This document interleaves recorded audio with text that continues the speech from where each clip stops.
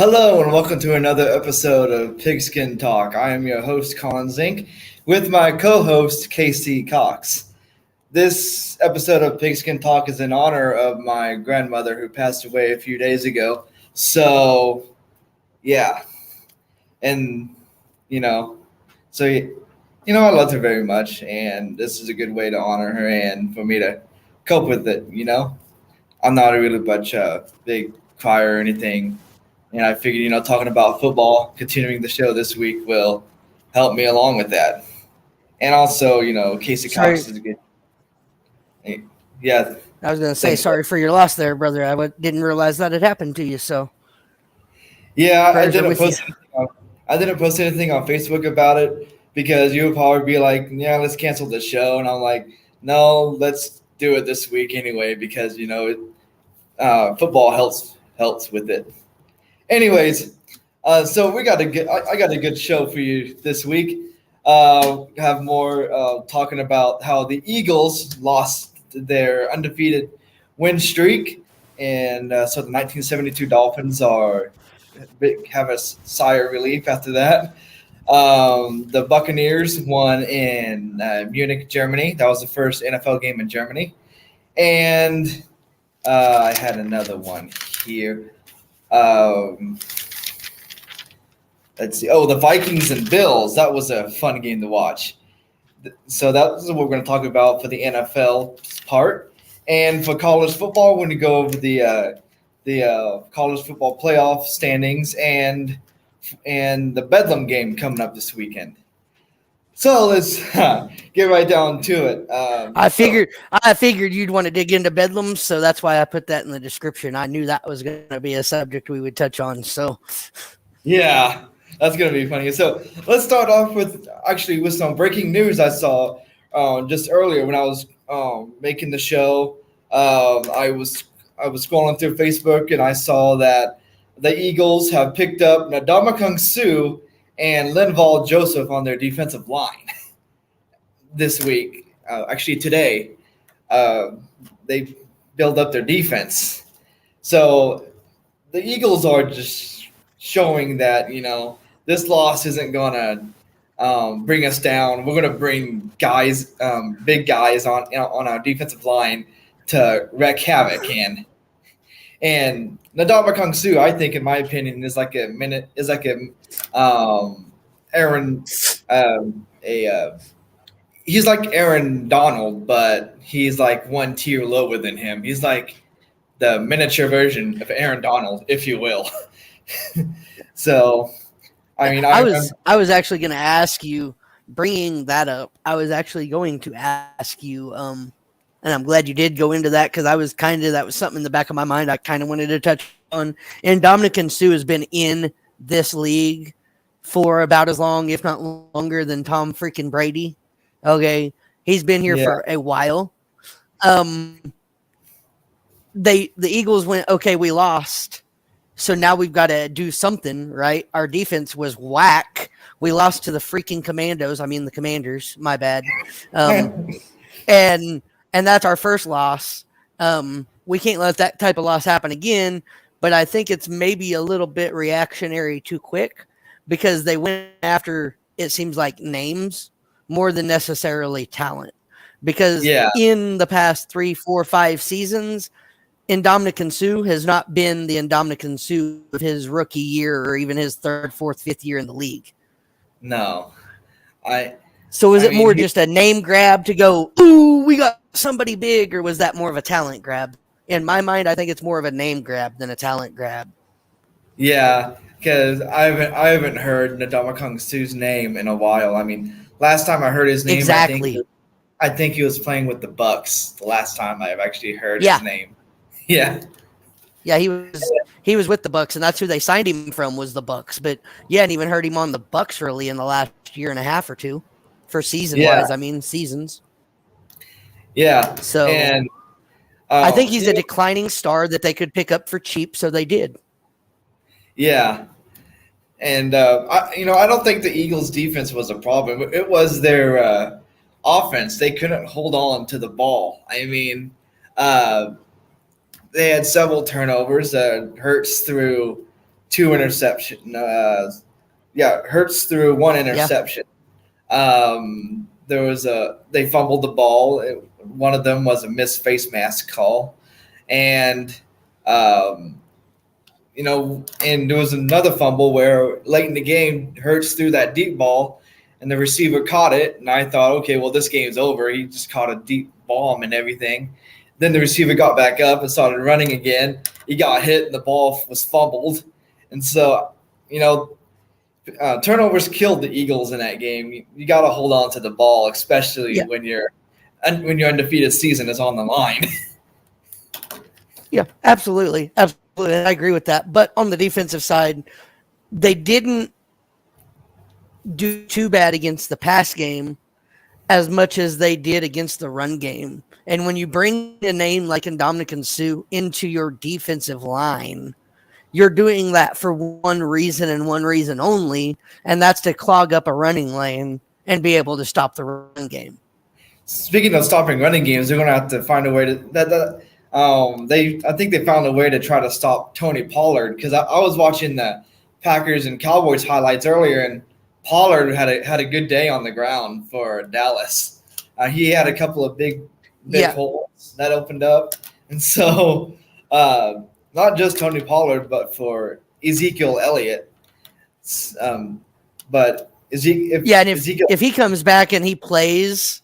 And he's playing in the game against Philadelphia when they meet up, the combination of Ezekiel Elliott and Tony Pollard, if used in the right way, I think that could be the downfall of Eagles loss number 2 or 3. Yeah, most definitely. The total yardage for the Eagles and Commanders game, there's not really much separation. 330 yards for the Commanders, 264 yards for the Eagles, and that's not bad for Taylor Heineke, as he went 17 for 29, 211 yards, no touchdowns, and 1 interception. I saw that Carson Wentz wasn't suited up because apparently he was injured. But no reality. But bless his heart. Yeah, bless his heart. I think his starting job is going to be taken by Old Dominion quarterback Taylor Heineke. So, I think so too, honestly.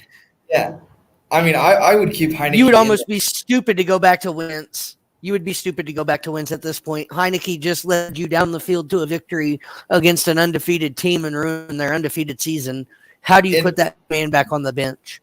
At Philadelphia too, so yeah, exactly. So how do you put that man back on the bench after that? You don't. Yeah, he's your starter until something happens. Yeah, and rushing wise, the Commanders had 152 yards rushing, and the Eagles 94 yards rushing.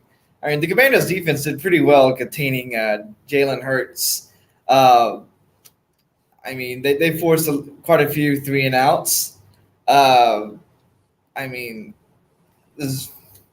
Jack Del Rio's defense was really good in that game. And Jalen Hurts went 17 for 26, 175 yards, 2 touchdowns, and 1 interception. For Washington, Robinson Jr. led the running game with 26 carries, 86 yards, and 1 touchdown. And McLaurin led them in receiving with 8 receptions and 128 yards receiving. So, the NFC East is pretty stacked at the moment. So, Dallas, New York, and whoever else is in the NFC East is going to have to watch out for McLaurin. Because if he's racking up 128 yards against the Eagles, then you're going to have some problems on defense if you don't shut him down. And that was 128 of how many total yards rushing did they have? They had 152 yards total rushing. So that. So he was your rushing core. Yeah. Yeah, most definitely, most definitely. For Philadelphia, Sanders had led the way with 12 carries and 54 yards rushing, no touchdowns, and Watkins led the way in receiving with 4 receptions and 80 yards. So, I mean, the Commanders really shut down their passing game. If your lead guy only had 80 yards receiving, uh, Right. And yeah, from a Dallas Cowboys fan standpoint, I'm looking at this game, and honestly, after this game, I am more scared of the Commanders' run game and run defense than I am the Eagles' run game or run defense. Even yeah, adding Ndamukong Suh, Tony Pollard is going to slip right between Ndamukong Suh's legs or make a juke move and make that fat guy land straight on his fat belly. I mean, that's all there is to it. yep, Tony yeah, Pollard is too quick for Ndamukong Suh, and so is Ezekiel Elliott. They're going to make him fall flat on his face. yeah. But but one thing is they can't keep running up the middle a lot with the Dominic Sue, Linval Joseph clogging up the middle. They're gonna have to go on to the outside a few times to stay away from those massive D line giants. So, Oh, yeah. speaking of the Cowboys, let's talk about that But fourth I'm down. licking my chops. I'm licking. Yeah. Yeah, I'm licking my chops if I'm a Cowboys fan. Looking at those two on my schedule. Yeah. So what? Speaking of the Cowboys, what did you think of that fourth down decision by Mike McCarthy to go for it in overtime instead of kick the field goal? Honestly, when he first made the call, I kind of sat there and I went, "It's a 54 fucking yard field goal. Maher Yeah. can hit this with no problem at all. Mm-hmm. Why aren't you putting him out there?" But then looking at the overall game, I can see why McCarthy chose to go for it on fourth down. Yeah. Green Bay was making a run in the fourth quarter, but their defense was still very, very, very unstable. They were letting things get by them. They were letting balls they should intercept get caught by the receiver. I mean, they were not having a good defensive day. And when No. you're in that type of position and you're trying to gain ground on your New York Giants and your Philadelphia Eagles, that how you're 0-1, I'm sorry, and I'll still never understand this, 0-1 in the division sits above a 2-3 in the division team or a 1-2 team in the division. Mm-hmm. Just because they haven't won a game in the division. The New York Giants have played one division game, they lost it. But yet they're second to the Eagles when Dallas has a divisional win, just because Dallas has one more divisional loss. They also have two more divisional games. Yeah. So I think honestly, in my opinion, it's Eagles, Cowboys, and as long as the Cowboys can take care of business, the Eagles Cowboys game toward the end of the season is going to determine the NFC East Championship. And Yeah. Mike McCarthy, I think that played into Mike McCarthy's decision to go for it on fourth down against the Green Bay Packers. Yeah, they're not in your division. Yeah, you don't have anything to worry about. This isn't going to affect your divisional rankings anywhere. It does affect your overall record if you do become into a tie with somebody, or it's a three-way tie. Your record ends up being that breaker. Your points, 4 points against, become that breaker. So a field goal is 3 points, a touchdown 7. That 4-point swing could mean the difference between a wild card and a number 8 spot in the playoffs. Yeah. Worst case scenario. So I think Worst case scenario. If they did kick the field goal and make it, they would have been tied if they would have held the Packers. But I mean, right. in my opinion, if it's like 4th and 5 and it's an overtime and your kicker can make it 50 yards out, in my opinion, I'm kicking the field goal. I'm not taking any chances. But I see where you're coming from. Mike McCarthy decided to do that. And Maher can hit them 50-yard field goals without problem. but he has started to show a little bit of inconsistency. And 54 yards was right at the edge of what he Yeah. was making in pregame warmups with no pressure, with no defense coming at him.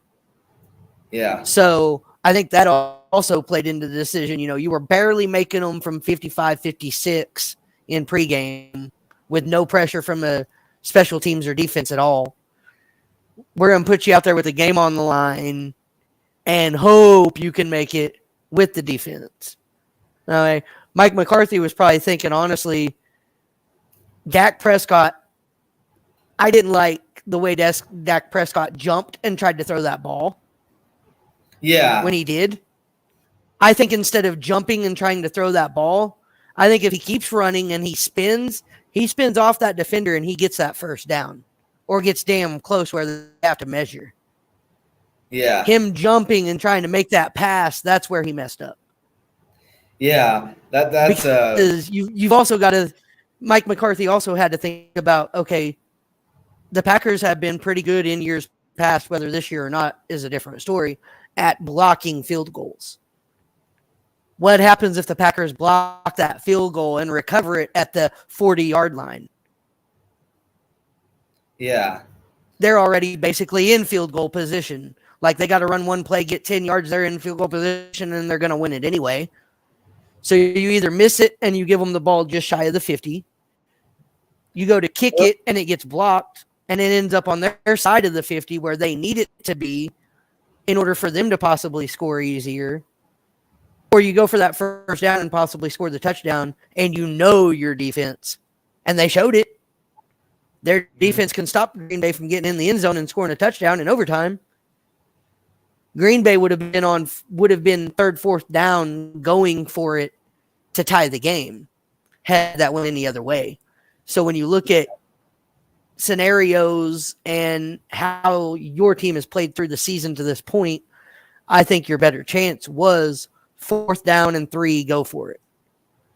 4th down and 7, punt it away, kick the field goal. Even if it's a 58-yarder, kick that fucker.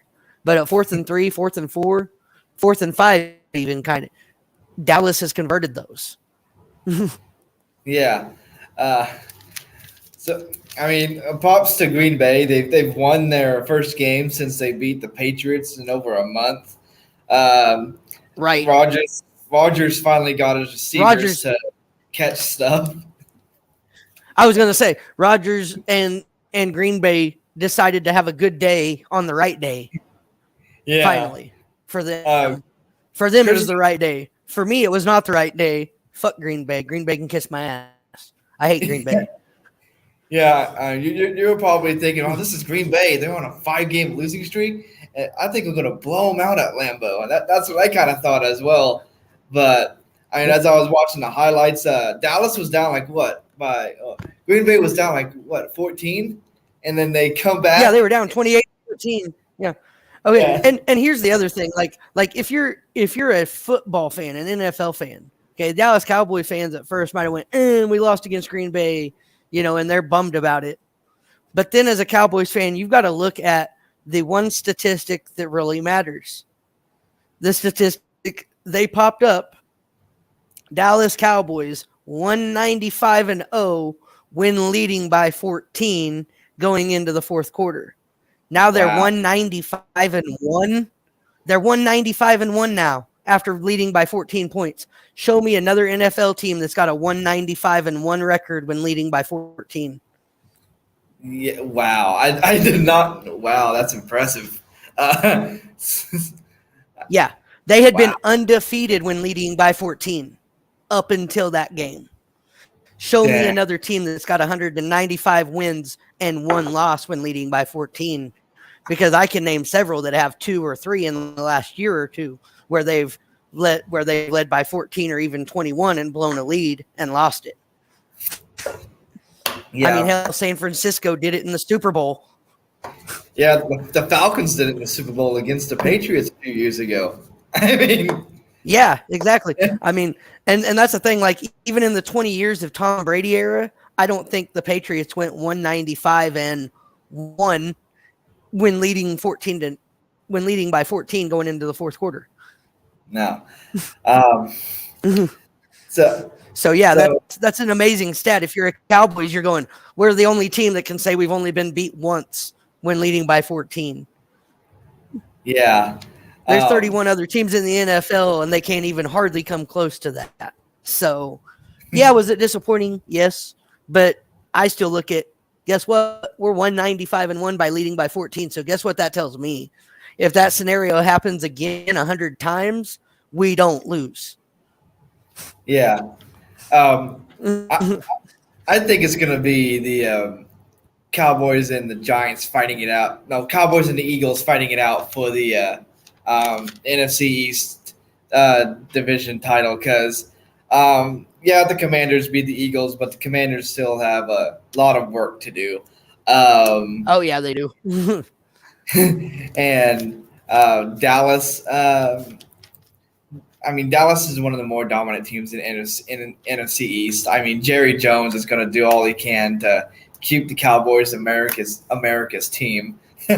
So, Right, absolutely. um, And yeah, I think your top four teams, I think your top four teams in the NFC right now as it sits is probably Philadelphia, Minnesota, Dallas,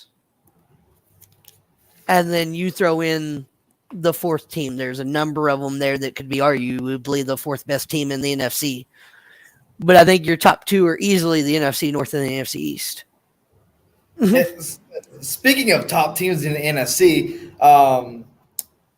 so you got three out of the two out of the three right. Because in the NFC playoff standings as of now, the Eagles are still in first place. The Vikings are in second. Seahawks in third. And the Buccaneers in fourth. Because the Eagles and Vikings are both 8-1. The Seahawks are 6-4. And the Buccaneers are 5-5. And they're the fourth seed. The And only the only reason the Buccaneers have a fourth seed is because they're Tampa Bay and they have fucking Tom Brady. And they're looking at what is possibly going to happen the rest of the season. If you look at yeah, it in true color and aspect of what has happened right now to this point in the season, okay, I can give you 1 Philadelphia, 2 Minnesota, but then I would have to give you 3 Dallas because Dallas's record is still better than Seattle's, and then Seattle at 4.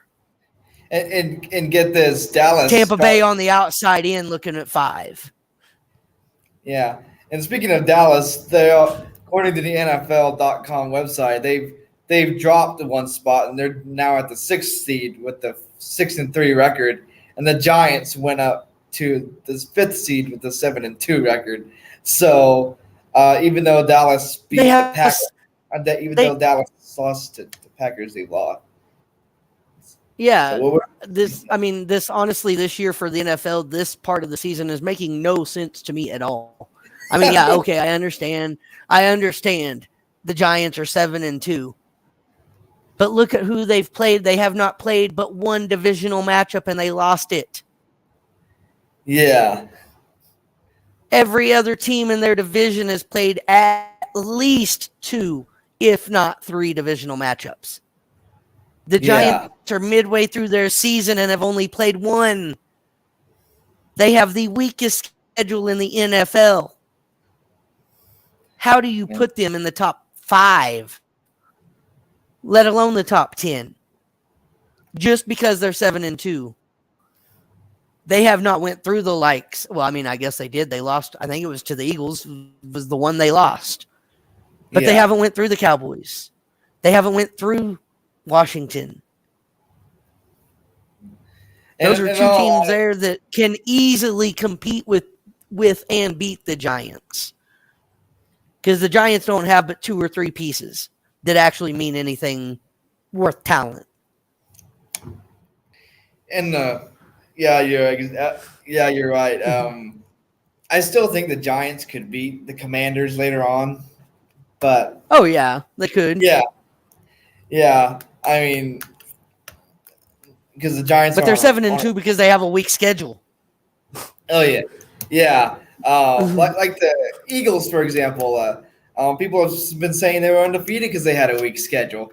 I mean, week one they Right. played the Lions. The next week Yeah.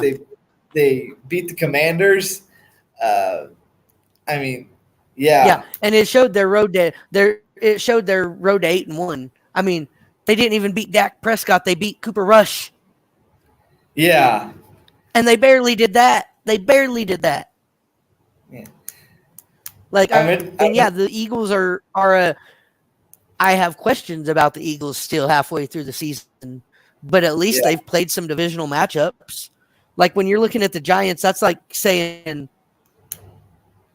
Alabama's 4-0 to start the season, and OSU's only is only 3-1. Well, because Alabama plays four absolute no name freaking teams from nowhere and stomp them 85-0, and yeah, then roll into the SEC. Oklahoma State might play a Central Michigan, which is at least a higher end opponent on the lower end of the schedule, right? yeah, And then yeah, they'll have a rollover game like Lamar or Panhandle State or Arkansas Pine Bluff, and they'll have two games like that. But they get yeah, three of those games a season, and then they roll into the Big 12 play. So yeah. it's like looking at the Giants going, Giants are 7-2. Yay, I'm a Giants fan. We're 7-2. We're better than the Cow. Shut the fuck up. You're not better than the Cowboys. You haven't even played the Cowboys yet. You haven't. Give me a team you've played and beaten that is actually worth a damn. Yeah, right. I mean, they played the Jaguars and did they play them in London? No, they played the Packers in London. Yeah, So they I played the mean, Packers in London. but I mean, yeah, that might have been their toughest game on the schedule, the Packers in London, because they had to travel overseas to do that game. yeah, Bless their yeah, heart, bless their hearts, they got picked to travel overseas and play a game in front of some NFL fans that aren't from the USA. yeah. And they'll probably use that as an excuse of why they lost that game, is because we had jet lag. Jet lag. And I the mean, 49ers are in seventh on the inside looking out with a 5-4 record. Now, I think the 49ers are in the hunt because they have Christian McCaffrey. yeah, yeah. Yeah, he's going to end up carrying the 49ers. I Yeah, think, if they make the playoffs, it'll be on Christian McCaffrey's back and shoulders. yeah, and they came back to beat the Chargers on Sunday Night Football. So, Yes, they so did, and that was awesome. yeah, it was funny because in the pregame show, everyone picked the 49ers to win. And then, looky here, the Chargers are winning. And I'm sitting there watching, man, the Chargers are looking to pull off an upset. But Jimmy G and the Niners are like, oh, hold on there. And pulled one out of their ass, so to speak. Yeah, they So, did. They absolutely did. But I mean, and I don't know if that's so much due credit to Jimmy G, because we know Jimmy G is Jimmy Choke G, because he yeah, will choke in prime time. But that's why I say I think if they make the playoffs, it's on the back and shoulders of Christian McCaffrey, yeah. because And that boy can break that man can break a run wide open, whether he's outside, inside, up the middle, doesn't matter. yeah, yeah, and no doubt about that. He's Christian McCaffrey and Derrick Henry are one of the great running backs in the NFL right now. It's going to take more than one person to tackle them. And Oh like yeah, I oh yeah, absolutely. You come at them with one person, and you're not gonna get anywhere but ran over. yeah, like I said a few weeks ago, those um, Derrick Henry is a tough running back. Christian McCaffrey is a tough running back, and they will always be tough running backs. Basically, what you're gonna have to do to stop him is to stack up your D line. if Yeah, that, yeah. Um, Now, next game was I guess people called it the game of the year was the Vikings and Bills. the Vikings defeated the Bills 33-30 in overtime.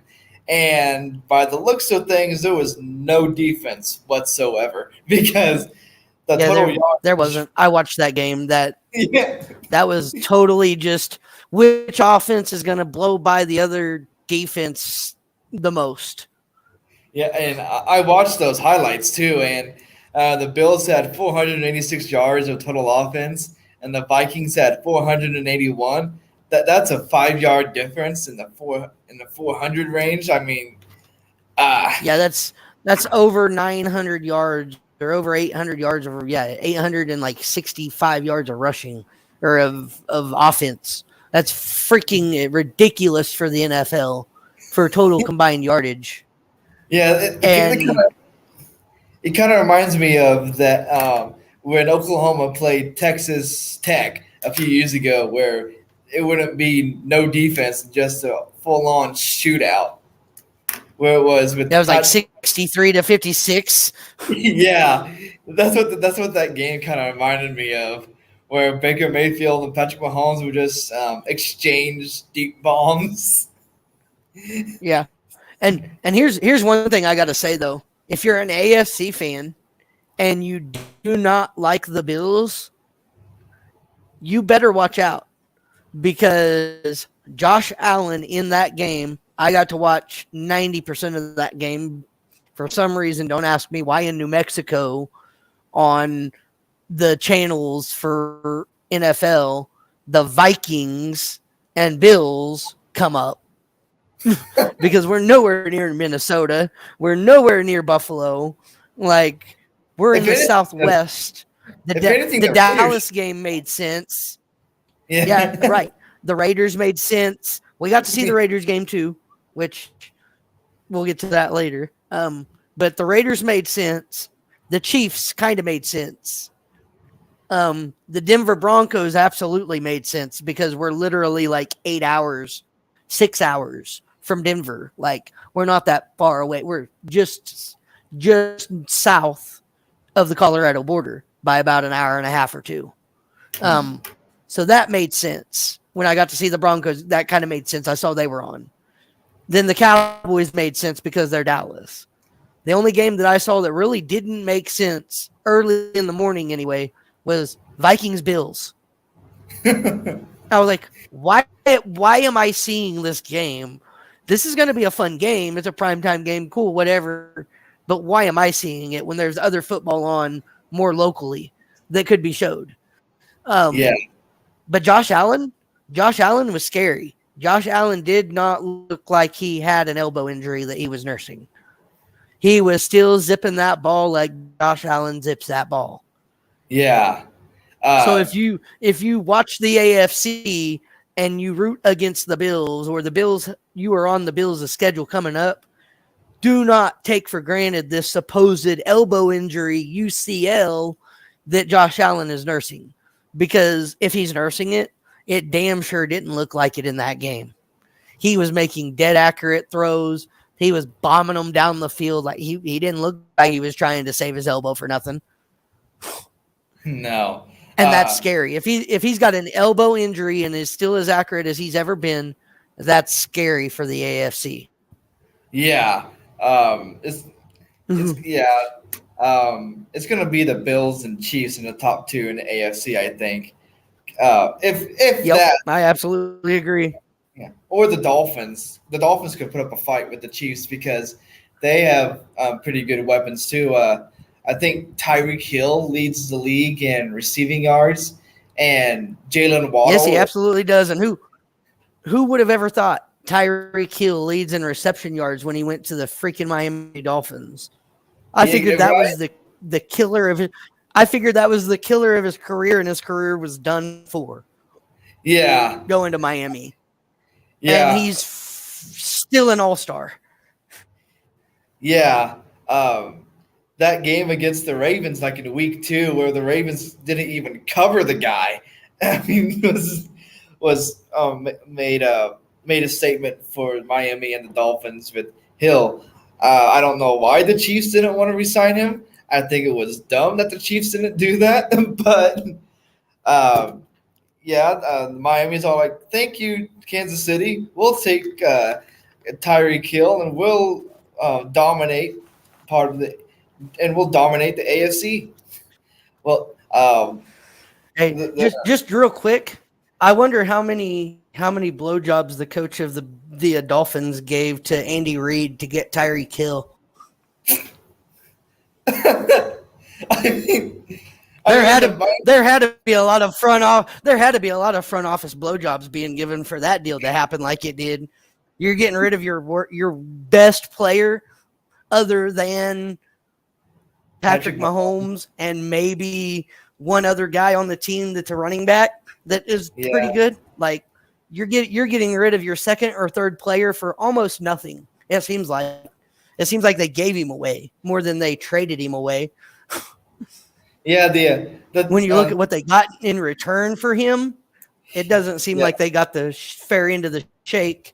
So the Dolphins had to be given some blowjobs to get the good end of that deal.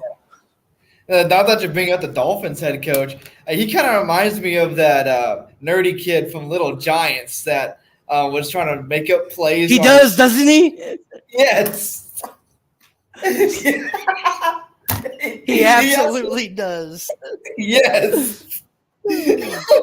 I'm sitting there looking at the guy. I'm like, this guy looks like a complete nerd. Like, absolutely. I was like, yes. When you said that, I knew exactly who you were talking about, and I was like, yes.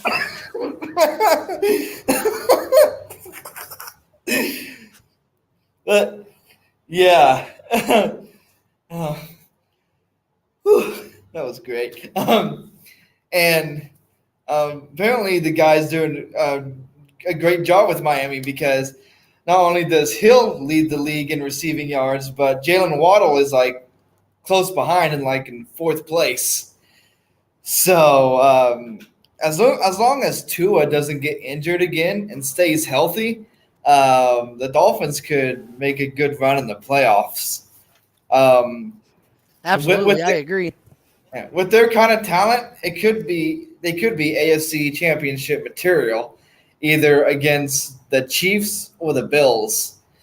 Now the Bengals are gonna have a say in that, but as of now, I mean the Dolphins look dangerous to any team.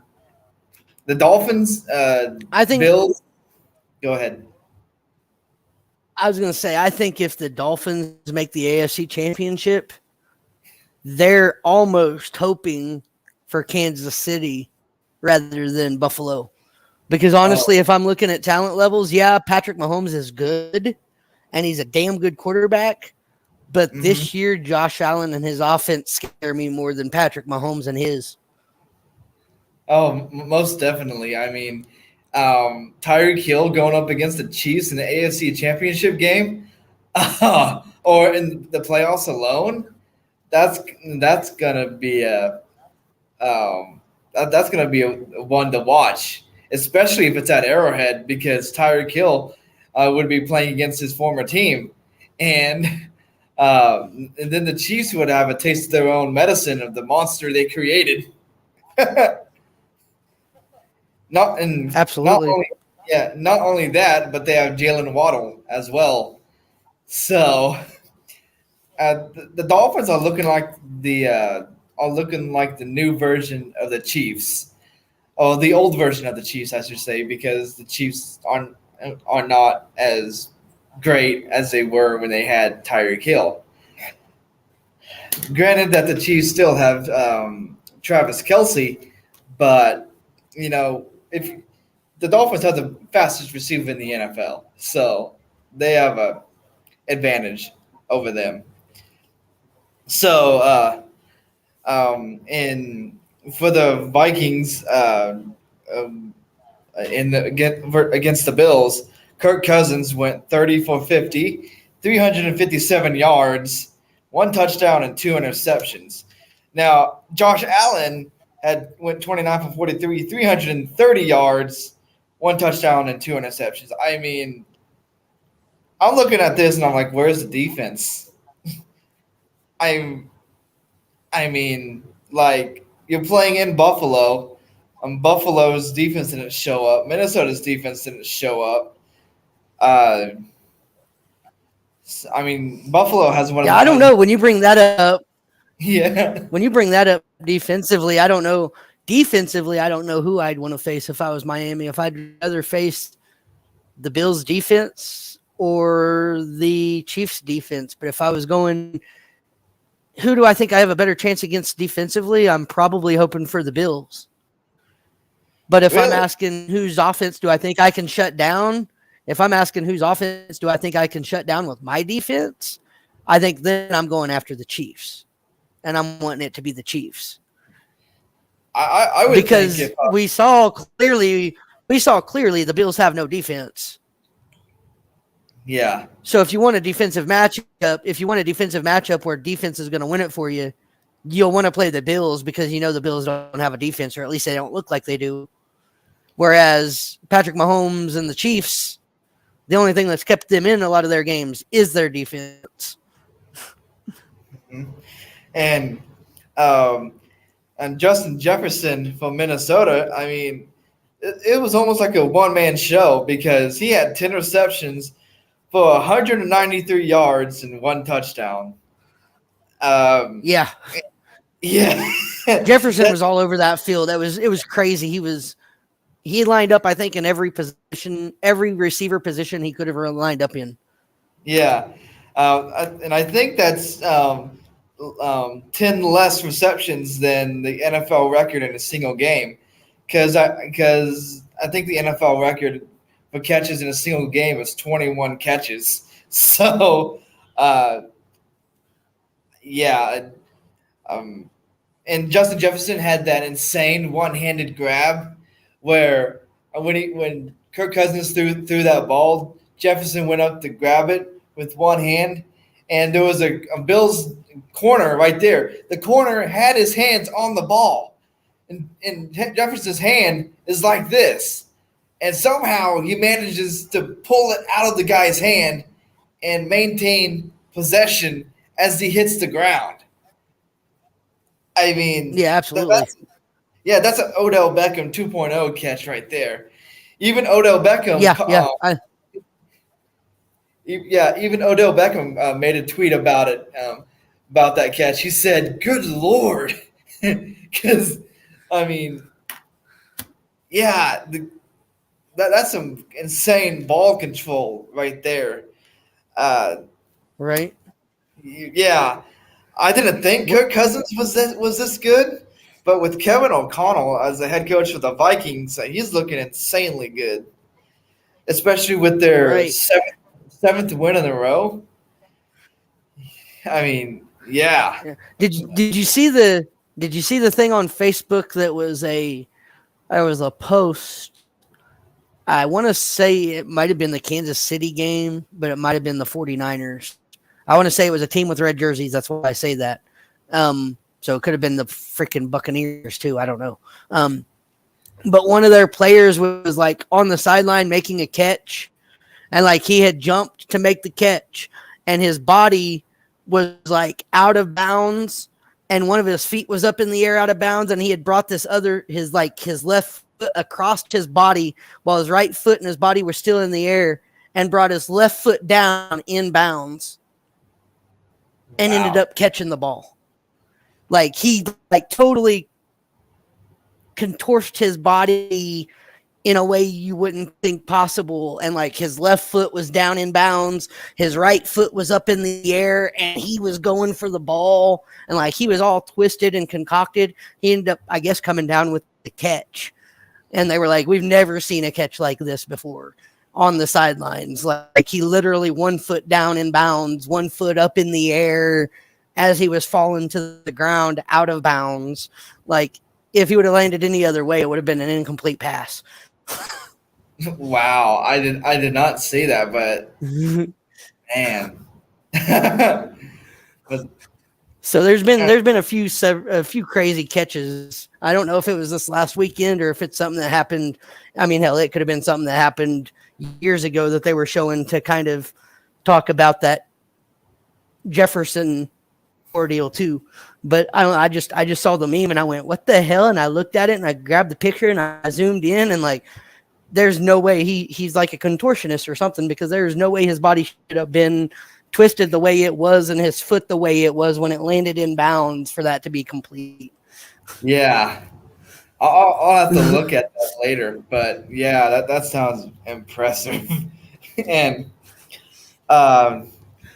Minnesota, for the rushing game, Dalvin Cook had 14 carries for 119 yards and 1 touchdown. Josh Allen actually led the Bills in rushing yards with 6 carries and 84 yards. So Josh Allen's basically it was kind of like a one-man show for the Bills. Allen was making completions and he was also running the ball. So, I mean, I've heard the Bills don't have a running game, but when you can't run it with your running backs, that's kind of a problem. But when you have a quarterback like Josh Allen, I mean, I'm not. I was going to say they may not have a running game this year, but when you got a quarterback named Josh Allen and a wide receiver named Stephon Diggs, you're in pretty damn good shape. Yeah, and Diggs had 12 receptions for 128 yards against his former team. No touchdowns, but that's why I said that's why I said you're in pretty damn good shape when you got a wide receiver named Stephon Diggs and a quarterback named Josh Allen. Your running game don't have to be good. Yeah. Diggs also had a one-handed grab. It wasn't as contested as Justin Jefferson's, but he just basically just snatched it out of the air. Because if he would not snatched it, it would have been incomplete. But there was quite a few circus catches in that game. Now, the Bills would have won that game if Allen would have just held on to the ball, because the Vikings had it 4th and goal at the 1 yard line, down by down by less than a touchdown, and Kirk Cousins couldn't get in with the quarterback sneak, and so the Bills got the ball back, and they had it. Yeah, on the half yard line. They had it on the half yard line, and then freaking Allen takes the snap, and it doesn't even get to him and hits the ground and is fallen on in the end zone for a touchdown by the freaking Vikings. Yeah. It wasn't too far. It wasn't too long after that they switched that game off because of NFL rules and switched over to the Dallas Cowboys game. So unfortunately I didn't get to see overtime. Oh wow, that's kind of because of NFL, and it said because of NFL rules, we now have to take you over to the Dallas Cowboys game, and they shut that game off and flipped it right over to the Dallas Cowboys game, and it was Dallas Cowboys game from then on because Dallas Cowboys was the game of the week. Yeah, the America's game of the week broadcast, so that one had all the sponsorship and all the money behind it. So they had to, due to NFL rules, switch over to the bigger game. But it did it. I was I was like, I don't understand why I'm watching this game because I really don't give a damn about either team. But this is some fun football to watch. And I was actually getting into it and rooting for the Bills. And then, well, due to NFL rules, we got to switch this over to the Dallas Cowboys game. And I actually, for a minute, went, damn it, why? And then I went, wait, Cowboys game? Hell yeah! It's like the power going off right when before you see your team score a game-winning touchdown. It's like something great is about to happen, and then your TV just shuts off. You're like, what? Yeah, they're like, we're taking you over to the Dallas Cowboys game, and my mind went blank, and I went, what the hell? And then I went, wait, Dallas Cowboys game? Okay, I can handle that. Yeah. But I actually, for a minute, kind of got a little irritated that they were switching over to the Cowboys game. And then I went, wait a minute, I'm a Cowboys fan. This is good news. But this game is exciting. Damn it, why don't I have side by side so I can watch both games? Yeah. And the Vikings ended up winning that game because, they kicked the field goal in overtime to go up 33-30. And then when the Bills got the ball, they made a good run down the field with a couple of plays. And then Josh Allen, I think it was like second and 10. He steps up into the pocket. He throws a laser into double coverage for whatever reason, and it's intercepted. Yeah, intercepted. Yeah, I did get to see that highlight later, and I was like, "Well, damn, Josh, aren't you a dumbass?" Yeah, Like, I'm. perfect chance to lead my team down to victory, and instead I'm going to throw in laser into double coverage so it can be picked off. I mean, he's not you're not a magician, Josh Allen. You can't thread the needle like Tom Brady or some of the other great quarterbacks can. I mean, he's You're getting not a there. Brett Favre by any means. No, no, definitely not. So Not a Roger Staubach. yeah, that game was pretty interesting. Uh, I think the Vikings got the good end of the deal with the T.J. Hawkinson trade because he was definitely put to Oh work yeah. against the Bills. Oh yeah, definitely. Yeah, definitely. He definitely won that. The Vikings definitely won that trade deal. Yeah, and I would think Hawkinson is happy about it too because he's not with the losing team anymore. He's with the team that's won 7 in a row now. So I mean, uh, good for him. The Lions got the crap end of the stick. I mean, they did that to themselves. So I mean, I don't know who the Lions starting tight end is now, but you know, it is what it is. Lions did what they had to do for whatever reason. So, speaking of while we're on like players and everything, I saw on ESPN that Deshaun Watson was cleared to practice this week, and he is Yeah, set. finally. Yeah, and he's cleared to play as of he's cleared to play as early as this upcoming week. So the NFL's highest paid quarterback gets to finally play this late in the season. So I mean, it's Deshaun Watson. He hasn't played in like what 2 years, something like that. Yeah, something like that. Yeah, something like that. Yeah, yeah. Pretty close to it. You know, again, I'm still trying to wonder why Cleveland uh, gave away Baker Mayfield and wanted a guy that they knew had sexual allegations against him, and they basically rolled the dice and said, "Okay, let's just hope this guy doesn't get suspended. We're going to pay this guy a lot Right. of Yeah, money, that don't make no sense. and we're just going to hope that he's not going to be suspended." And he's suspended, and the Cleveland must have been like, "Well, dang." All right, guys, let's go with let's see, this other guy. Uh, let's go with the Patriots' former third string quarterback, Jacoby Brissett, for a couple of games. So, I mean, Cleveland Cleveland does as Cleveland does. That's the best way I can describe it. And for some Right. reason, Absolutely. yeah, whoever's working in the Cleveland's front office needs to get their brains checked after that, or their GM. So, moving on, the first game in Germany, first NFL game in Germany, the Buccaneers versus the Seahawks. The Buccaneers won that game 21-16. And something interesting happened in that game. Leonard Fournette threw a pass to Tom Brady, but Tom Brady slipped and fell. Yeah, I saw that. Like, This is why you don't play wide receiver, Tom Brady, because you can't run a receiver route. yeah, he's not the fastest guy in the NFL. No. I haven't seen him catch a ball once in his career.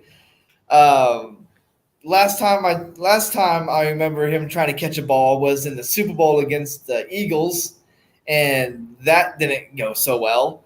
That ball was overthrown, but I mean, Right? yeah, I don't know why they called why the Bucks called that play. I mean, it was 14. They were winning like 14-7 or something like that, and they said, "Okay, let's run a wildcat trick play. Let's have a running back throw the ball to a quarterback that's not as fast and hasn't played receiver ever, and see how it goes." And it went terribly wrong. So, not a good choice. Now, did he actually try to run a route, or was he standing right there at the line of scrimmage waiting to catch the ball and just kind of slipped? I mean, he ran downfield, so he was. It had to be a route. He was running a route then. Yeah, he was running a route then. Okay, I didn't see the full thing. I just saw that he had slipped, and I wasn't sure where on the field they were at. If that was like him behind line of scrimmage, I didn't get totally acclimated with what that play was and where it was taking place from. I just saw Fournette with the ball try to throw it to Brady, and Brady slipped. And I was like, all right.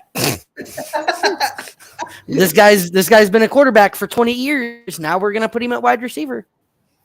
Yeah, it's like almost the way you said that. I mean, it's kind of like how the Patriots drafted Julian Edelman and as a quarterback, and they were like, "Oh, by the way, we want to switch you to wide receiver," and then every so often they do trick plays with Edelman, and he throws the ball deep downfield. But But the thing is that Edelman can throw the ball, and he's not a quarterback. He wasn't a quarterback in the NFL. Brady can't catch the ball, and he's the quarterback in the NFL. So, quarterbacks aren't meant to be receivers. You're a quarterback because you're better holding on to the ball before you get hit than trying to catch the ball while you're getting hit. That just, and. That's by far the most bizarre play in the NFL.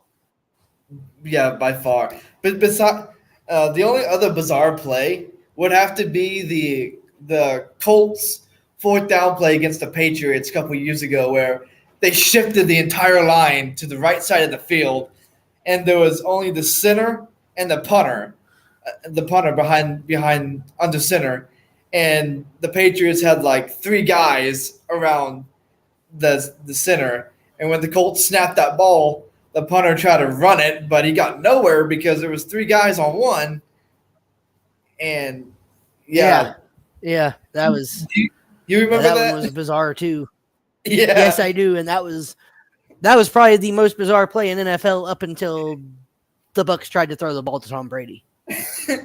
Yeah, and the Colts got flagged for an illegal formation, anyways. So. Yeah. Some things we just won't be able to comprehend. Total yardage of that game in Germany, the Bucs had 419 yards, while Seattle had 283. Passing wise, Geno Smith went 23 for 33, 275 yards, 2 touchdowns and no interceptions. Tom Brady went 22 for 29, 258 yards, 2 touchdowns and 1 interceptions. I mean, by the looks of things, Tampa Bay's defense really held on pretty well because of that major gap between the total yardage, and the Bucs only allowed Seattle to have 39 rushing yards in the entire game, whereas Tampa Bay had 161 total rushing yards. So on paper, it looked like the Bucs should have blown them out, but by only winning by 5 is kind of a mystery when you hold a team to only 39 rushing yards and 283 yards of total offense when you had 419. And DK Metcalf for the Seahawks had 6 receptions, led the way with 6 receptions, 71 yards receiving, and no touchdowns. And Godwin led the way for Tampa Bay in receiving with 6 receptions, 71 yards as well. So, I mean, it was funny during that game. Near the end of the game, there was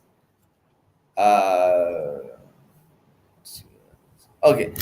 So during that game, near the end of the game, they were playing that song, "Country Road," and I'm sitting there and I'm thinking, why are they singing "Country Road, West Virginia" when they're in Munich, Germany? That doesn't make any sense. But the crowd apparently knew the song lyrics because after the song ended, they were still singing along to it. So, oh, and by the way, Tom Brady is the first quarterback to win in all the countries that the NFL has played in. So the USA, England, Mexico, and now Germany. So Tom Brady is Nice. Tom Brady is well on his way to.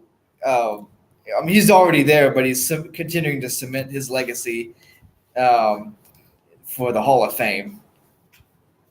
I mean, the guy has over 100,000 yards passing in regular season and postseason games in his career. So, Right. yeah, um, Drew Brees' record was short-lived for passing yards, and Tom Brady broke that not too long. Right. Yeah. So, yeah, since we already talked about the Yeah. NFC, go ahead. I was going to say the NFL was very, very interesting this weekend. That's for sure. There were a lot of interesting things that happened. How about Jeff Saturday being the first person to ever tweet that the Raiders look horrible, and then 2 weeks later beat that said team as a head coach. Right? Two weeks before 2 weeks before Jeff Saturday took the coaching position at Indianapolis, he was sitting on his couch and he tweeted, "Man, the Raiders look horrible."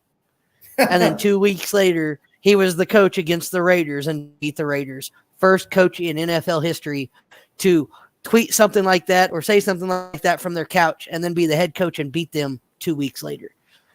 Any team. Man, that's kind of savage. And everybody was all about the headlines for Sunday are going to be Colts all in on Saturday, lose on Sunday. Nope.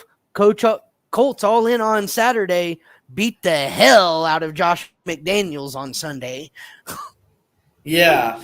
It would have been funny if the Colts would have lost that game. because then the headline could have been Colts all in on Saturday, all out on Sunday, or lose on Sunday, or something like that, and it would have been funny and made sense. But yeah, now it's Colts all in on Saturday, beat Josh McDaniels on Sunday. Oh, and did you see? Speaking of that, have you looked up Josh McDaniels recently on Wikipedia? It now says his daddy. It now says his father is Jeff Saturday.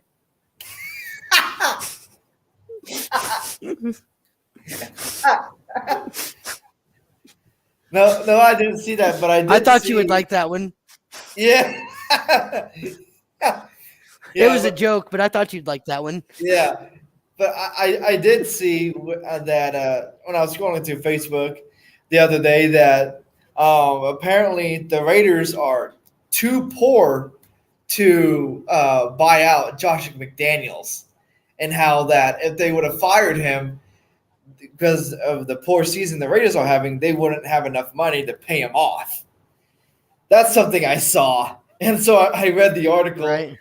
And the owner of the Raiders said that he's going to be our coach this season and next season too. So, I mean, I just looked at that and I'm like, man, your team builds a multi-billion-dollar stadium, and now you're all of a sudden poor. Very, very nice. Very, very nice stadium inside too. I've been inside that stadium. It is freaking awesome. Set up. Yeah. I mean, it compares to SoFi almost. Like, I mean, it's just the way it's set up. The inside of it, the atmosphere in it is awesome. And now, they can't even have a freaking head coach that can. I mean, Josh McDaniels, there you go. He knows how to ruin a playoff team.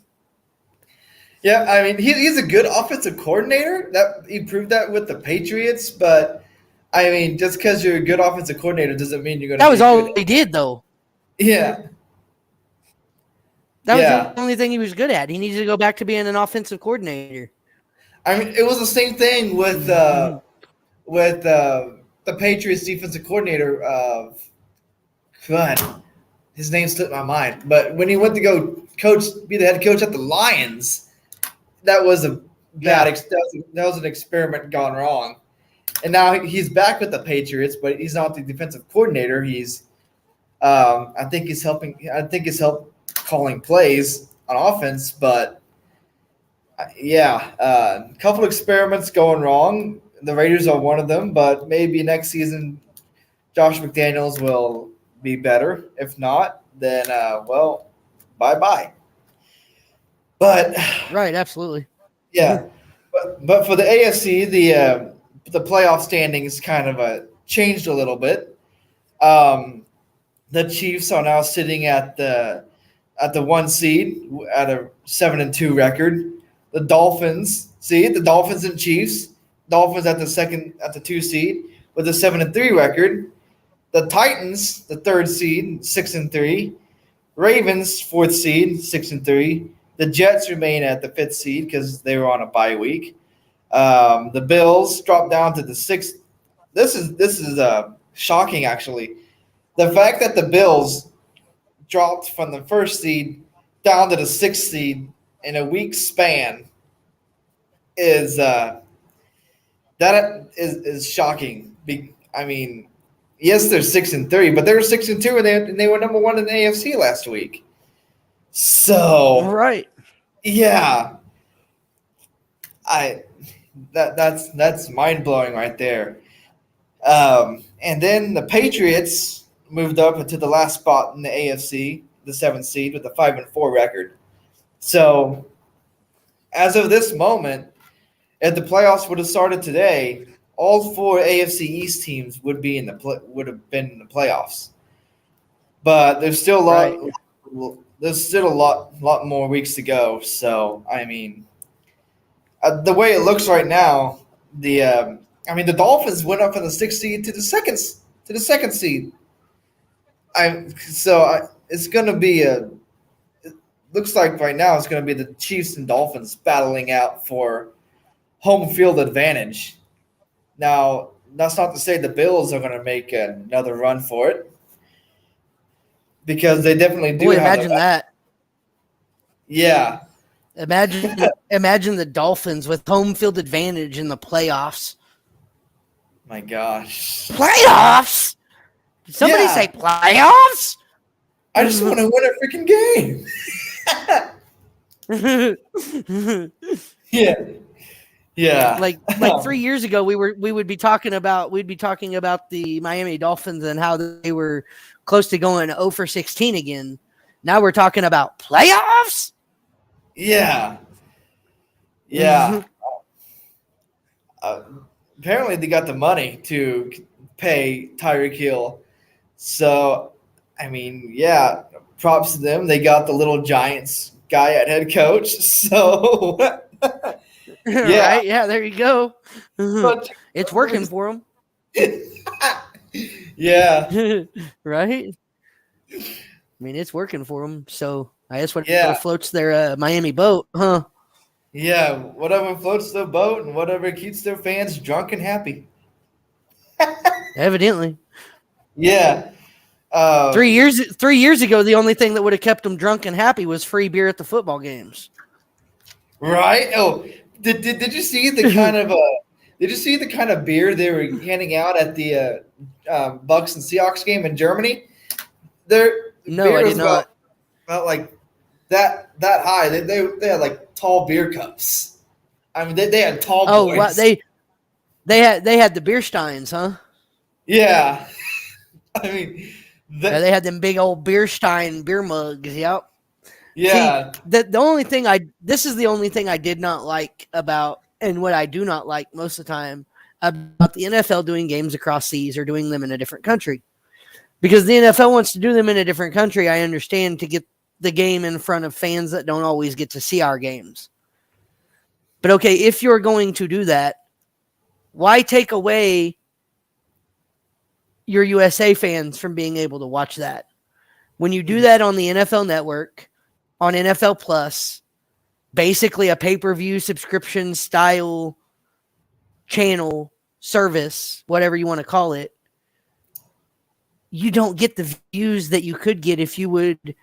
I mean, that game this here in the USA was like 7:00, 8:00 in the morning. They could have easily put that on. They could have easily put that on Fox Sunday NFL at 8:00 in the morning, or ESPN, or ABC, or CBS, any number of actual channels, and had 1 million plus people watching that game because it would have been the only NFL game on TV at that time in the morning, and all your hardcore NFL fans would have watched it. No, instead they made the shitty move to put it on. They made the shitty ass move to put it on the NFL Network or NFL Plus or whatever it was, where only people that were paying for it could watch it. Yeah, I mean, like that sucks. That's a shitty marketing move if you're the NFL. You took a game to Germany, so while you do that, you're going to take away 3/4 of your audience by not allowing it to be on a nationally broadcast channel. Right? I mean, it doesn't make sense. You do that to get numbers. You do that to get fans in the seats in Germany, because Germany never gets to see a game, or Mexico never gets to see a game, or England never gets to see a game. So you do that over there so their fans get to come and see the game. But you do it for marketing because that makes your league look good. But what in marketing, what makes sense about, let's take this game over to Germany where Germany fans can watch it, and then, oh, by the way, USA, where we're originally from and where 99% of our games happen, 90% of your population isn't going to get to watch this game unless they play for NFL, or unless they pay for NFL Plus. Yeah. Or NFL Network. Now you have 100% of NFL fans in America that could watch that game on TV and get your TV ratings to skyrocket for Sunday just off that one game. Yeah. And instead you blunder it by putting it on your own personal network, where now your numbers, instead of being 5 million NFL fans, watched the Buccaneers versus the Seahawks in Germany on Fox CBS or on Fox NFL. Now your numbers are, well, we sold out the stadium in Germany, so that was good. But your numbers for television was only 50,000 because it was on the NFL Network or NFL Plus. Like, you literally lost 90% of your following for that one game just because you didn't want it on a national network. Why? It didn't make sense. That move has never made sense. I'll make that clear. That move has never made sense for whether it's the NFL, the NBA, the MLB, NASCAR, any of them. Like, if you take something across seas, you take something to a different country, why are you not broadcasting that on a major network in the USA so everybody in the US can watch it? Right? I mean, they could easily have the same number of audience people watching it as they do during the Super Bowl. I mean, basically the whole world watches the Super Bowl, but when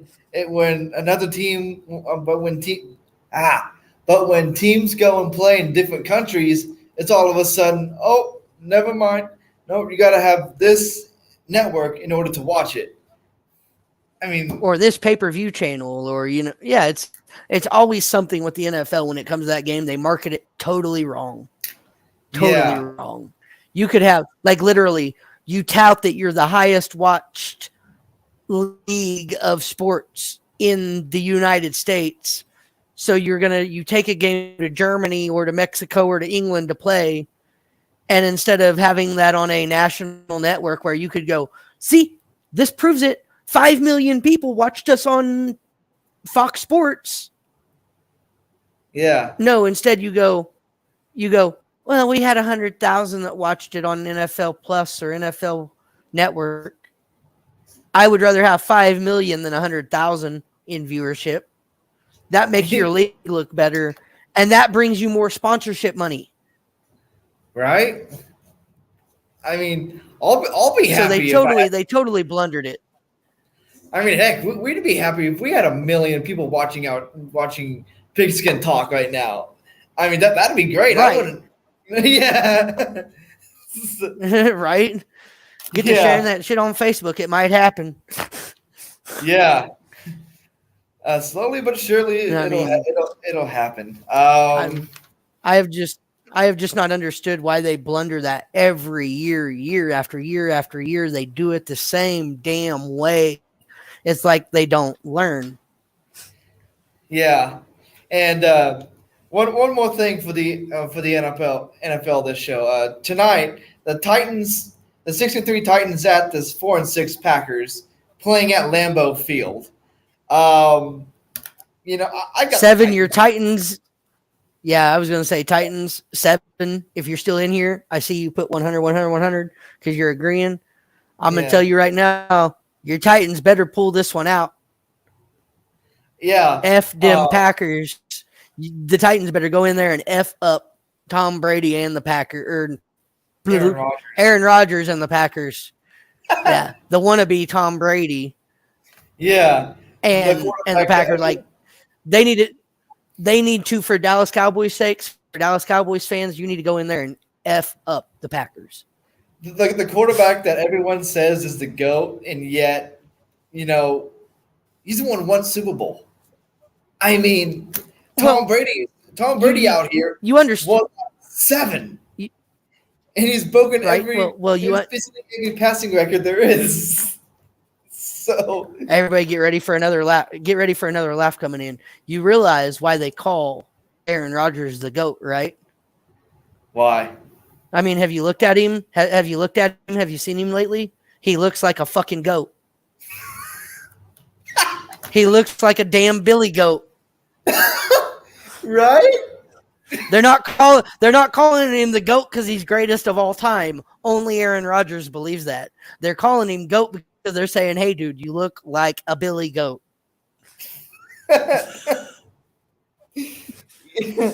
Yeah, but he's got the Billy Goat goatee mustache thing going on. Like he does. He looks like a freaking goat, and he plays like a goat too. And the Billy Goat has a doppelganger. If you didn't, I don't know if you saw this or not, but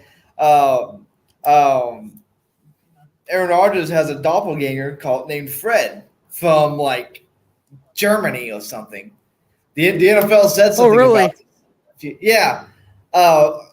Last season, at some point when they were playing at Lambeau Field, there was a guy that looked exactly like Aaron Rodgers in the stands, and a couple of weeks ago, the NFL reached out to him, and because he does look like Aaron Rodgers, and Rodgers gave him tickets to the Giants game in Germany, Giants game in England, so he can go watch. So, yeah, the Billy Goat has a doppelganger, but yeah, interesting. Pull this one out, mainly because of Derrick Henry. I mean, yeah. Derrick Henry's too much for the Green Bay defense. Yeah, most definitely. Aaron Rodgers is going to have a difficult time. If he has a good day as he has against the Cowboys, throwing the ball to Christian Watson, he shouldn't have a problem.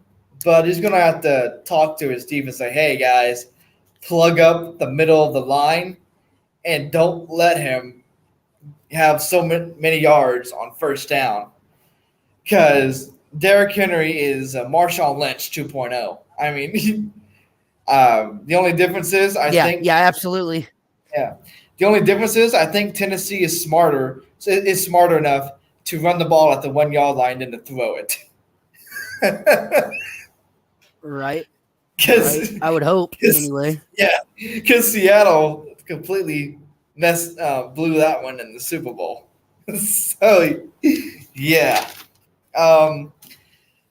So let's transition over to college football now.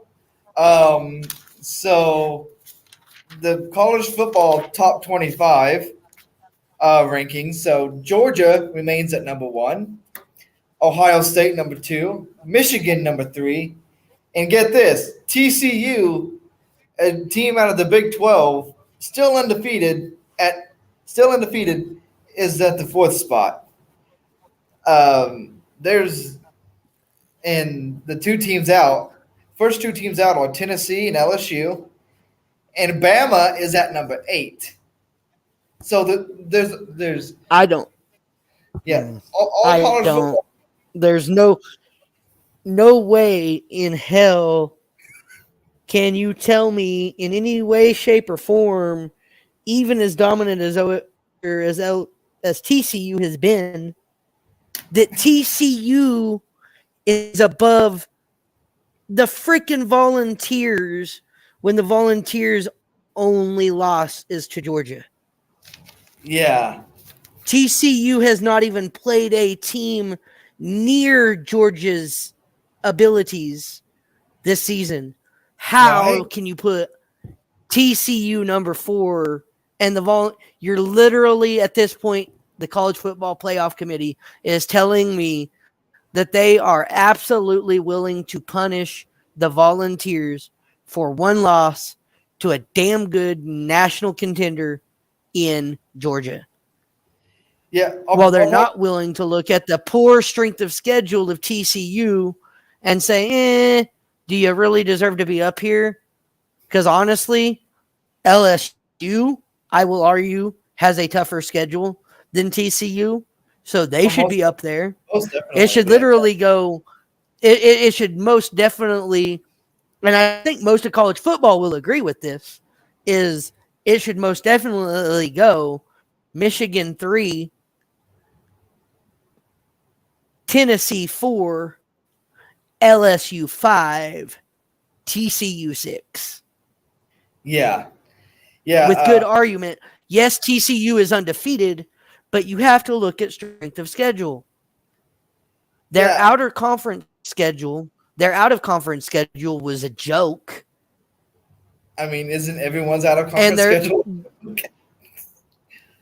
To a point, yes, but when you're looking at your top 4, 5, 6, 7, 8, 9, 10, they probably honestly had the weakest out of conference schedule than anybody in the top 10. Yeah. So you're going to award them for being undefeated in a weak schedule and punish Georgia or punish Tennessee for losing one game in what is probably one of the toughest schedules that Tennessee has had to endure in the last 10 years. Oh, most definitely. It just don't make sense. Yeah, I can see where you're coming from because TCU hasn't played Georgia. TCU hasn't played Bama. I mean, they damn sure ain't beat Alabama either. Like no, TCU is going to get blown out in the playoff. Honestly, yeah. If they make it in, it's going to be a disappointment. Me as a Big 12, I'm a Big 12 guy. Don't get me wrong. I'm an OSU fan. When it comes to the end of the season, I root for the Big 12 teams, other than OU, in the bowl games. Mm-hmm. OU will be the only team I root against in the bowl games for the Big 12. Everybody else I root for. But in the playoffs, if you give me Clemson or Georgia versus TCU, TCU loses by 21. Oh yeah, yeah. You give me Michigan for some reason. Give me Michigan TCU, and Michigan wins by 14. Yeah. TCU cannot compete with the top 3 teams. They can't. No, they can't. I don't care how good of a coach. Sonny Dykes is. TCU cannot compete with Georgia and Michigan. No, I agree with you on that. I mean, if OU can go into the playoff, for the past couple of years, if OU can go in there and get blown out by those teams, TCU is most definitely going to get blown out because I mean, if you look at Ohio State and Michigan, at some point one of those teams is going to lose this regular season because they play against each other. So Tennessee still has a chance to get in. So Right. I mean, whoever, And I think at the end of the year, Tennessee will get in. yeah. Nonetheless, whoever TCU is going to play in the playoff, if they get in, I mean, sorry, but you're going to get blown out like OU did Well, against LSU. and here's why at the end of the day, here's why I say Tennessee will get in at the end of the day over TCU. TCU might get in with the group if, say, Michigan loses or Georgia was to lose. Who's up there in the top four? Who was the other team? Georgia, Michigan, TCU. Was Ohio it Clemson? State. No, Ohio State. Ohio State. Okay. I don't know why. I'm so used to Clemson being there. I just assumed it was Clemson. Right. But, okay, so Ohio State loses, Michigan loses, Georgia loses. Maybe TCU gets in as an undefeated over one of them one-loss teams. Yeah. And that is only because one of those one losses are going to come in their conference championship game. And that would mean TCU would win the Big 12 championship and remain undefeated. Okay. Yeah. Now, here's why I say Tennessee will be in and TCU will be out at the end of the day. Let's look at the Big 12 for a second and who their likely opponents will be in the Big 12 championship for TCU. Okay. Yeah. It is literally down to Kansas State or Oklahoma State to play them. Yeah. Okay. TCU's already beaten both of them teams in the regular season. Okay. Yeah. If Kansas State loses to West Virginia, loses to West Virginia, and then loses to Kansas, Oklahoma State wins Bedlam and beats West Virginia next weekend, Oklahoma State's in the Big 12 title game against TCU. Tell me how in God's heaven anybody in their right mind believes that OSU goes to the Big 12 title game 2 years in a row and loses it both years. Do you really think 17-year head coach Mike Gundy is going to let his team even think about that? No. And that either way you go, it's a rematch from the regular season. Yeah. Do you really think TCU is good enough to beat either one of those teams twice? Well, it also honestly, it's going to depend on, is TCU good enough? If Oklahoma State gets their starters back and they stay healthy, then yeah, they're going to lose to Oklahoma State. But if Oklahoma State continues to be banged up, then TCU is going to have a good day against the Cowboys. Because right, absolutely. Yeah. But I mean, you also got to look at. I mean, hell, at this point, it's a slim chance that Oklahoma State makes it in because I don't see Kansas State at the end of the day losing to Kansas. I can see them losing to Virginia at Virginia, West Virginia at West Virginia. I think that's where it's at. I could see that one because West Virginia is very hard to play in West Virginia. Yeah, I mean, just look at OU. Yeah, exactly. But to lose to Kansas at home or at Kansas doesn't matter. To lose to Kansas, nearly impossible. I don't care how good Kansas is this year. Yeah, I do not think they have the team to beat Kansas State. Now, do I say Kansas State's going to walk in there and romp all over KU like they have in the past? No, probably not. KU's probably going to put up 34, 35, 36 points. And Kansas State's probably going to put up 42. Yeah, so you're saying it's going to be a shootout, basically. Yeah, it's going to be a shootout and probably a touchdown game. Kansas State wins Kansas State goes to the Big 12 title. Now you've got the rematch, Kansas State versus TCU. But oh, wait a minute. Kansas State and TCU last time they met, Kansas State was playing their backup quarterback in Will Howard, not Adrian Martinez. Yeah. If Martinez is their starting quarterback in that game, then Kansas State wins the Big 12 title. TCU loses the Big 12 championship and falls from the top 4. Yeah. And Tennessee is in because Tennessee is likely going to go to the SEC championship. Mm-hmm. And they're likely going to win it. They have the team. They're likely going to win it. The only way they don't win it is if they're playing Georgia in the Georgia Dome. Yeah. I'll have to disagree with you there because, I think Georgia's going to win the SEC. I think Georgia's too powerful for Tennessee again. I don't see Tennessee winning the Georgia. Okay, and then that brings that and that's what I was saying. Like if they play Georgia in the Georgia Dome for the SEC title, it's Georgia's ball game. But then you've got to go, okay. In my scenario where TCU loses the Big 12 championship is a 1-loss to K-State Big 12 championship team,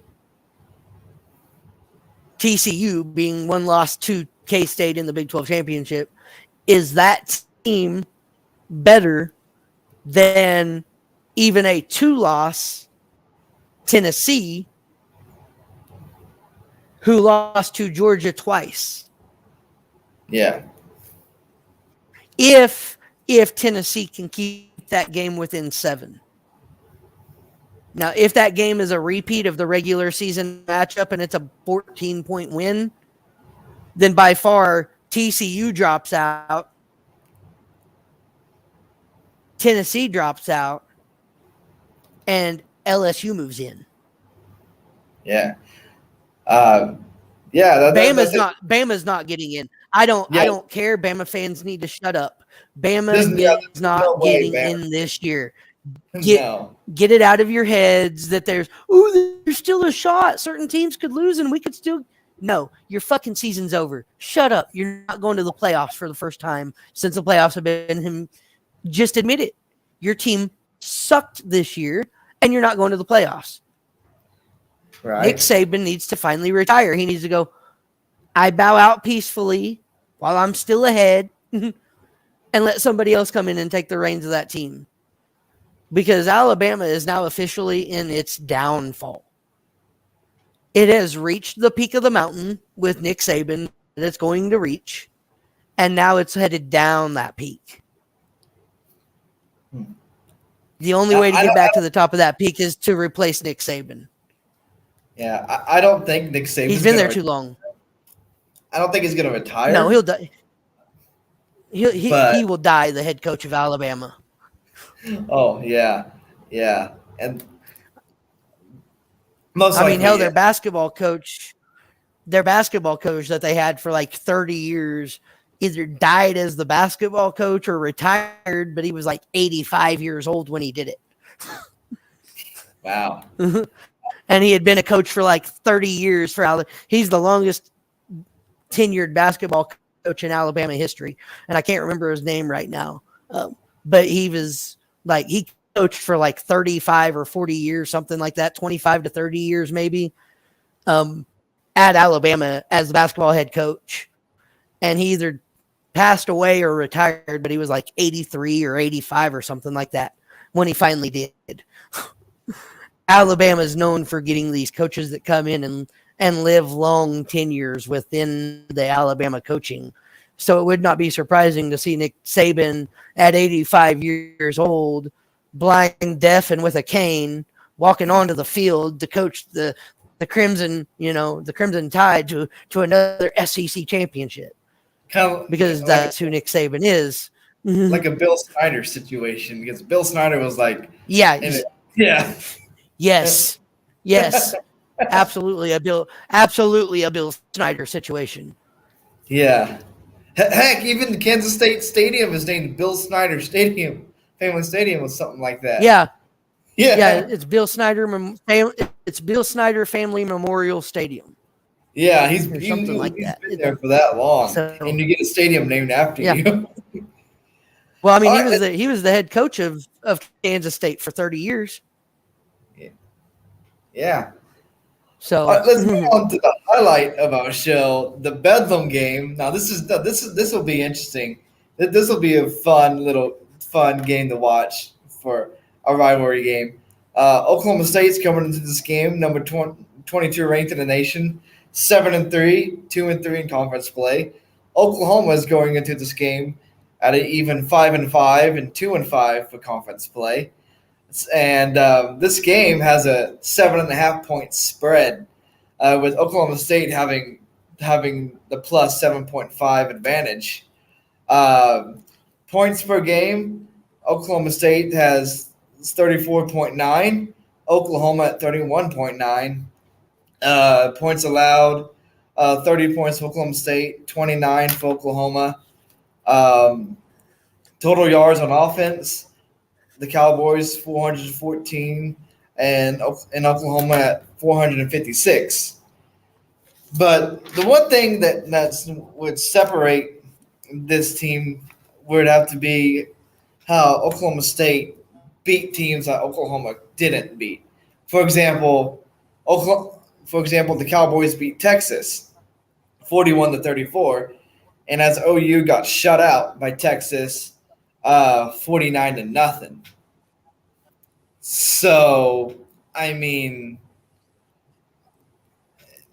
Oklahoma State easily has the advantage against the Sooners because it's simple. Oklahoma Oklahoma State beat teams that Oklahoma couldn't. I mean, they put up points against Texas. Oklahoma didn't. yeah, Yeah. yeah, exactly. I mean, They played tough against Texas. Oklahoma didn't. yeah. Mhm. And Oklahoma State beat Baylor. Oklahoma lost to Baylor. Um, So it almost evens itself out. But Oklahoma State is 3-1 against the teams that OU lost to. So OK State beat Texas. That's 1-0. OK State beat Baylor 2-0. Uh, OK State lost to Kansas State. Okay, that's 2-1. Let's see who else. And OU is 1-4. I mean, the only team that OU has beaten against this for this matchup is can't is Kansas. I mean, Yeah, oh OU beat Kansas. That was the only team that OU beat that Oklahoma State couldn't beat. yeah, OU beat Kansas 52-42. Oklahoma State lost to Kansas 37-16. But on the other hand, Oklahoma State was beat up on offense. So Oh yeah, um, yeah, yeah. I mean, they had Gunnar Gundy in there. I mean, or was it Rangel? It might have been Garrett Rangel it that was, game. it Like, was Rangel. mhm. So Yeah, I mean, that's exactly the point. I think coming into this game, Oklahoma State has the advantage if, and here's the big if it is Spencer Sanders at quarterback. yeah. Which the If question is, if we open up on Saturday and they get into pregame and they say your starting quarterback for the Cowboys is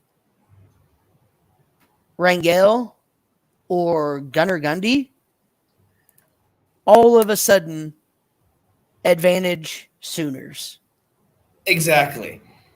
Most definitely. I mean, because Gunnar Gundy is going to be nervous if he has to play against the Sooners.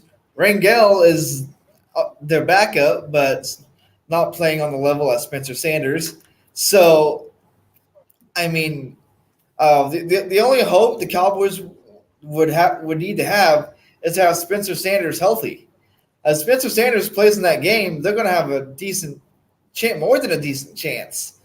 And So and it's going to depend. here's the other thing too. Something I just thought about too that I wasn't thinking about during this conversation before now. Last weekend, Oklahoma State played Iowa State. In that game, Gunnar Gundy's helmet comes off, and Gunnar Gundy comes off the field. Garrett Rangel goes to go into the game and then goes, oh shit, I can't go in the game. So Spencer Sanders comes out and runs the play. Because Garrett Rangel is a redshirt freshman. He had played in 3 games already. Yeah. As a redshirt freshman in the NCAA, you can only participate in 4 games before you lose your red shirt. Once you come into game 5, your red shirt is off the table. Yeah, so Rangel has played in 3 games, I think, maybe 4. It may be 4 that he's played in. So Mike Gundy pulled Rangel by his jersey and said no, because they didn't want to waste his red shirt. So if the fact is that Rangel has already played in 4 games, you're not going to see Rangel come in and start that game, even if Sanders can't. You will see, I believe, either Spencer Sanders or Gunnar Gundy.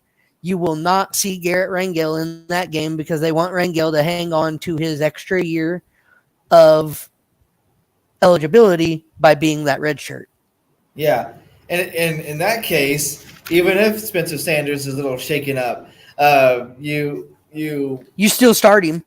Yeah, you still start him, but have Gunnar Gundy as the backup in case something happens. Yeah, you have Gunnar Gundy at the ready. Exactly. You have Gunnar Gundy at the ready in case he bangs up his shoulder again and he needs to step out for 3 or 4 plays. Hopefully only 3 or 4 plays.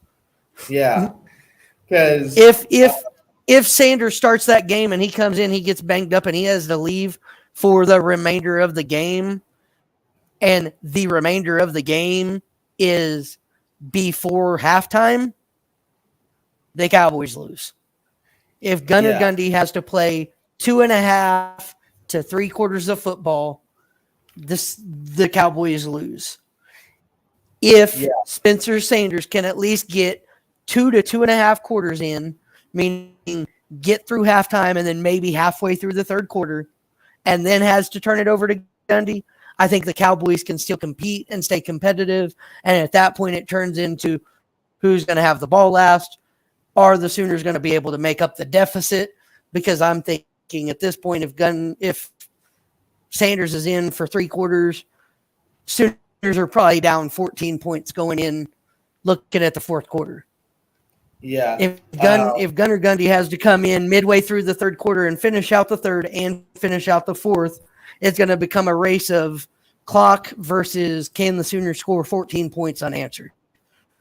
If Gunnar Gundy has to come in, the game is in Norman. So at that point, exactly. The Cowboys would be screwed because it'll be at the Palace and everyone is the crowd is against you. And so, I mean, you're already nervous playing in a game, and that's not going to help. So you might have to hand the ball off more than throw it. So, the Cowboys need Spencer Sanders to play in this game. And they need him. They need him at least 3 out of the 4 quarters, at least.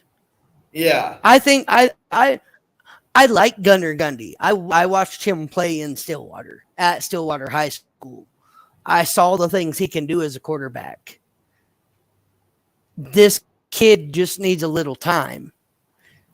Yeah. I think if he can, I think if it's a 21-point lead or a 14-point lead at the end of the 3rd quarter, and Sanders is looking kind of shaken up, maybe a little bit, his shoulders looks like it might be messing with him a little bit. I think as Mike Gundy, you go over and you go, okay, you did your 3 quarters. We've got this lead. Now it's time to put Gunner in.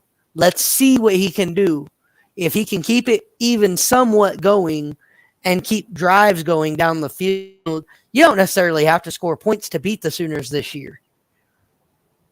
You just have to maintain drives to eat enough clock so that when they get the ball, even if they score, time is still not on their side. This isn't the Sooners of old where you've got to be in a shootout with them. You go out with your foot on their throat and go up on a 14-point lead against them, and you put their backs against the ropes and can maintain that for 3 quarters. Then I think Gundy can come in and clean up, per se, and finish the game out with a win. Yeah. I mean, he's got the talent. He's got the skill. His daddy used to be the quarterback at OSU before he ever became the coach. And his daddy beat OU at OU when he was the coach. So, yeah. I mean, it's not impossible that Gundy comes in, bats cleanup, and beats them. But I think they're going to have a lead in order for it to happen. And me as a Cowboys fan, I am hoping Spencer Sanders is healthy the whole entire game, along with Jaden Nixon, along with both of the receivers that came back last week. They maintain being healthy. You get your 2 or 3 offensive linemen back, and they're healthy. You get your 2 or 3 defensive starters back. You get your 2 safeties that have missed the last 2 weeks. You get them back. Like, all these pieces are coming back against OU most likely. And if they do, then OU's in for a hell of a beatdown in Norman. Yeah. So, and then we got to talk about that. If they get beat in Norman, they have one more chance. They have one more chance to become bowl eligible after Norman. And think about this. This could also possibly be the last annual Bedlam game of the regular season, because OU's going to the SEC, and they're discontinuing the Bedlam series, as we've all know. Yep. So. Yep. Yeah. And this is next year. Next year will be their last Bedlam game, most likely. Yeah. This season is their last Bedlam game at the Palace, though. So, because see, I think the news story that I read had it typed wrong and had a mistype. Because the story I read said that this Bedlam game would be the Cowboys' second to last visit to Norman before the Bedlam series ends, as if they were talking about OU and Texas not leaving until the end of 2025. But they had that wrong, because Texas and OU are leaving at the beginning of 2025 to start that football season in the SEC. So next year in Stillwater should be the last Bedlam of the Bedlam history. Yeah. So score prediction wise, I'm thinking it's going to be a close game. Spencer Sanders stays healthy. The Cowboys could easily win this game by 7, but since it's in Norman, OU could win by probably by 7 or 10, because of the last Bedlam game in Norman for probably quite some time. This is just about going to do it for Pigskin Talk. So, just a little recap. The Commanders beat the Eagles 32-21.